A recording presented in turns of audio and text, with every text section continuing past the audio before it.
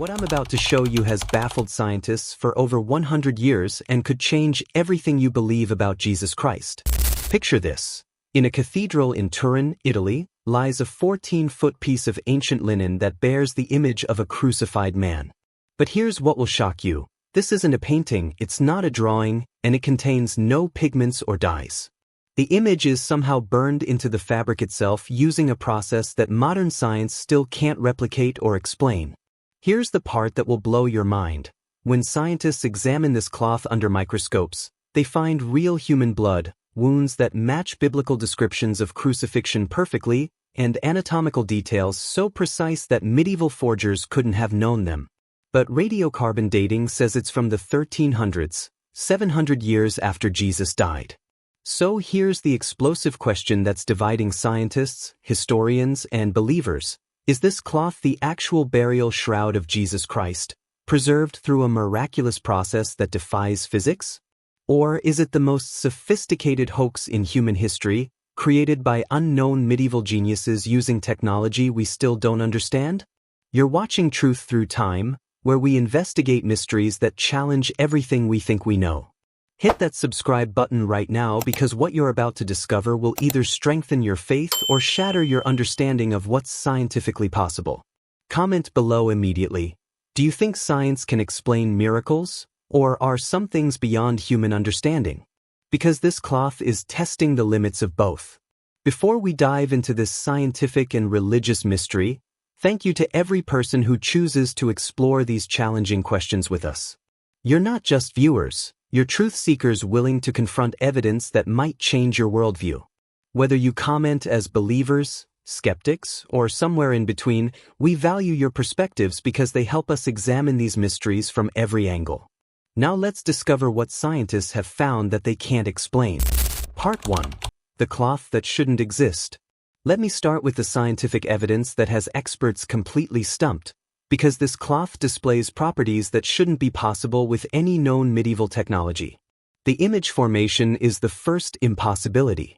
According to Dr. Ray Rogers, a chemist from Los Alamos National Laboratory who studied the shroud extensively, the image exists only in the top 0.0002 inches of the linen fibers, thinner than the width of a human hair. Scientific Analysis of the Shroud of Turin, Ray Rogers, 2005, Chemistry Today, pages 15 to 21.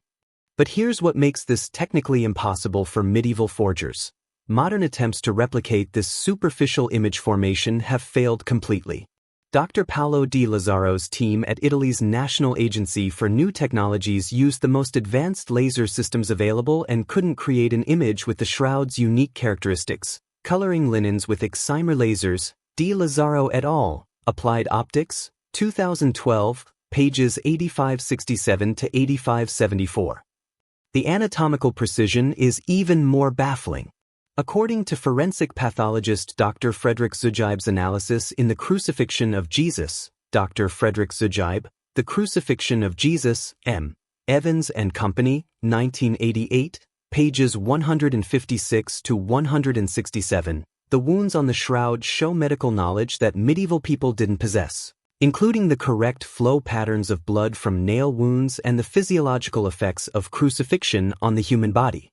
Here's the detail that stunned medical experts. The nail wounds are through the wrists, not the palms as depicted in medieval art. Medieval artists always showed crucifixion nails through palms because that's what looked right visually. But forensic science proves that nails through palms can't support body weight. The hands would tear. Only nails through the wrists, as shown on the shroud, would actually work. How did a medieval forger know anatomy that wasn't understood until the 20th century? But the mysteries are just beginning. Part 2. The blood that tells a story. Here's where the shroud becomes even more scientifically impossible. The blood evidence reveals details about crucifixion that no medieval person could have known. The blood is definitively human. Dr. Pierluigi Bema Ballone's extensive serological testing confirmed that the stains contain human hemoglobin with blood type AB, the same type found in other claimed relics of Christ. Scientific Investigation of the Shroud of Turin, Bema Ballone et al., Journal of Forensic Sciences, 1981, pages 361 to 368. But here's what's medically impossible to fake. The blood patterns show two different types of bleeding. According to hematologist Dr. Alan Adler's research, some areas show blood that flowed while the victim was alive, containing serum separation, while other areas show post-mortem bleeding patterns. The Orphaned Manuscript, Alan Adler, 1999, pages 89 to 96. The physiological accuracy is stunning. Dr. Pierre Barbet's forensic analysis in A Doctor at Calvary, Dr. Pierre Barbet, A Doctor at Calvary, Image Books, 1953, pages 78 to 92, shows that the blood flows from the head wounds follow the exact patterns you'd expect from a crown of thorns pressed into living tissue, with individual droplets following gravity and hair patterns. Here's the detail that convinced skeptical scientists. The side wound shows a separation of blood and clear fluid, exactly what you'd see from a spear thrust into the chest cavity of someone who died from crucifixion. Medieval people had no knowledge of pericardial effusion or the medical effects of cardiac trauma. But perhaps most incredible is the positioning evidence. The leg wounds show that one leg was positioned over the other during crucifixion, with the nail going through both feet, a detail that matches historical accounts of Roman crucifixion techniques that weren't widely known in medieval times. How did medieval forgers create blood evidence that matches modern forensic medicine? But the biggest mystery is still coming. Part 3. The dating disaster that changed everything. Here's where the Shroud story becomes a scientific thriller, because the most famous test ever performed on it might have been completely wrong. In 1988, 3 prestigious laboratories performed radiocarbon dating on samples from the Shroud. The results seemed definitive. The linen dated to 1260 to 1390 AD, proving it was a medieval creation. Radiocarbon dating of the Shroud of Turin, Damon et al., Nature, 1989, pages 611 to 615. Case closed, right? Not so fast. Here's where the plot thickens. In 2005, chemist Ray Rogers published peer-reviewed research proving that the 1988 sample came from a medieval repair patch, not the original cloth. Studies on the radiocarbon sample from the Shroud of Turin, Rogers, Thermochimica Acta, 2005, pages 189 to 194. The evidence is damning. Rogers's chemical analysis showed that the tested sample contained cotton fibers and medieval dyes that don't appear anywhere else on the Shroud. The laboratories had unknowingly tested a patch added during medieval repairs, not the original burial cloth. But here's what's most shocking. Textile expert Mechthild Fleury-Lemberg's analysis revealed that the Shroud shows signs of invisible reweaving, a restoration technique so sophisticated that it's nearly undetectable even under microscopic examination. The invisible reweaving, Fleury-Lemberg, 2002, Textile Research Journal, pages 45 to 52. Modern statistical analysis makes the case even stronger. According to Dr. Marco Riani's mathematical study, the 1988 radiocarbon results show systematic anomalies consistent with testing contaminated samples rather than original material. Regression analysis with partially labeled regressors, Riani et al., Statistics and Computing, 2013, pages 811 to 830. If the 1988 dating was wrong, how old is the Shroud really? The answer might prove that science and faith aren't as incompatible as we think. Part 4. The image that defies physics. Here's the scientific mystery that has experts completely baffled. How was this image created using a process that we still can't replicate with modern technology? The image has properties that shouldn't exist. According to physicist Dr. John Jackson's analysis, the Shroud image contains three-dimensional information encoded in its intensity variations, something impossible to achieve with medieval painting techniques. The Shroud of Turin. A critical summary, Jackson et al., 1977, pages 74 to 94. When scientists fed the image intensity data into a VP8 image analyzer, used by NASA for processing satellite photos, something incredible happened. The machine produced a perfect three-dimensional representation of a human face and body.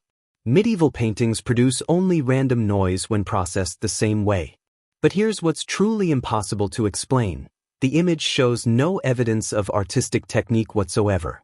Dr. Walter Macron's microscopic analysis found no paint, no dyes, no binding agents, and no brushstrokes. Judgment Day for the Shroud of Turin, Macron, 1999, pages 156 to 178. So how was it made?